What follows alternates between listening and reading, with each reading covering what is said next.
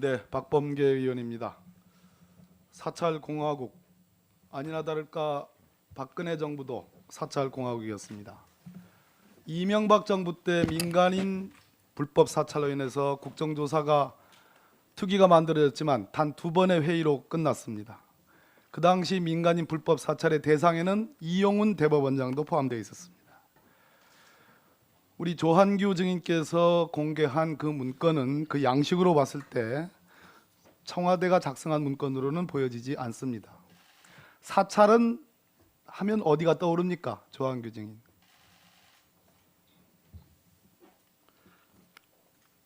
제가 그 문건의 작성, 사찰하면 어디가 떠오르냐요? 어떤 기관이 떠오릅니까? 일반적으로는 국정원이 떠오르죠. 맞습니다. 국정원이 역시 이 박근혜 최순실 게이트에서 거론되지 않았습니다. 덜 거론됐습니다. 국정원의 추명호 국장만 거론됐을 뿐입니다. 이 두 문건은 거의 동시에 생산된 문건입니다.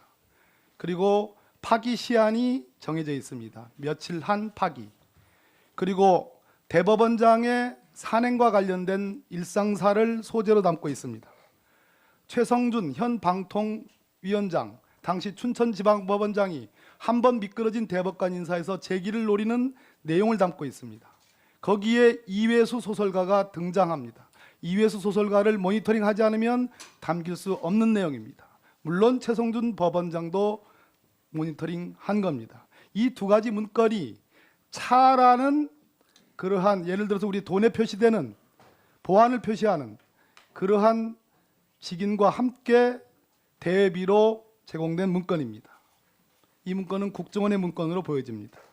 중요한 것은 2014년도에는 적어도 박근혜 정부 비서실, 김기춘 비서실장, 그리고 2014년 5월부터 민정비서관을 취임한 우병우 민정비서관, 가운데 꼽사리처럼 양쪽으로 이리 치고 저리 치었던 김영한 민정수석, 이 민정팀에게는 3가지 현안이 있었습니다. 관심사항이 있었습니다. 첫째는 양창수라는 학계 몫의 대법관을 다음해 2015년도에 교체되는데 이미 2014년 6월부터 김기춘 비서실장의 청와대는 관심을 갖습니다.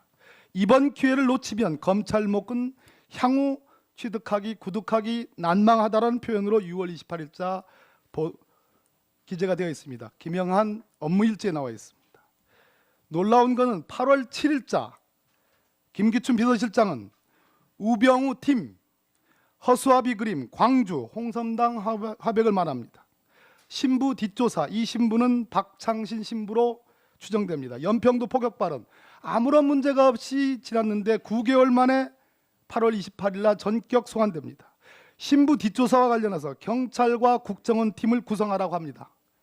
이 당시 그리고 그 업무 일지는 6국 국장급으로 표현합니다. 이 당시 국정원 6국 국장은 추명호입니다. 그로부터 추명호 국장은 다시 이 업무 일지에 또 등장합니다. 6국에서 대한민국 최고의 정보 수집국장이 됩니다. 8국으로 전보됩니다. 승진됩니다. 그리고 국정원을 모든 수집 정보를 장악하는 위치로 갑니다. 케이스 바이 케이스 할 것이 아니라 보고 있으면 안 된다. 샘플로서 산케이 응징해줘야 리스트를 만들어 추적하여 처단토록, 무시무시하죠? 처단하도록, 정보 수집, 경찰과 국정원의 팀을 구성하도록, 거의 이 정도면 사찰 공화국입니다. 두 번째, 박근혜 정부 김기춘 비서실장과 우병우 민정비서관의 관심사, 그것은 법원이 양승태 대법원장이 그토록 염원했던 상고법원제입니다. 이 상고법원에 대해서 적절하게 업무일지 곳곳에 이것을 레버리지로 활용한 여러 가지 등장이 있습니다. 세 번째, 통진당 해산 결정과 관련된 관심입니다. 네 번째, 언론에 대한 관심입니다. 다섯 번째, 전교조에 대한 관심입니다. 언론은 JTBC, 서울신문 등이 기재되어 있습니다. 구체적으로 법원의 판사들, 박관근 부장판사, 김동진 부장판사, 심지어 지금 대전시장을 하고 있는 권선택 대전시장의 회계 책임자 영장 기각과 관련해서 검토하도록 지시도 하고 있습니다. 사찰공화국 수준입니다. 동의하시죠? 예, 동의합니다. 국정원이 여기에 있는 겁니다. 손발 국정원이 없이는 사찰이 불가능합니다.